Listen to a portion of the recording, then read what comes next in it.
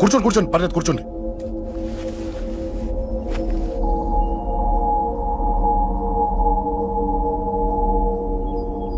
పూజలు బాగా జరిగాయమ్మా? నేనేనమ్మా అశోక్ అంటే. నీ చిన్న కొడుకుని కొట్టింది నేనే.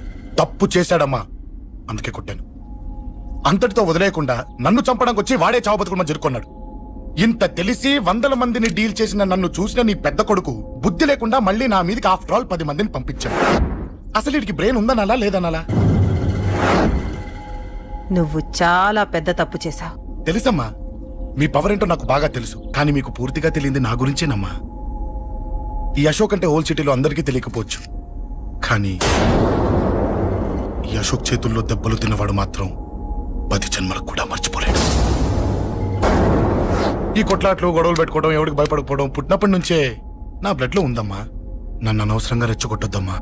ఈ గొడవ ఇంతటితో వదిలేండి.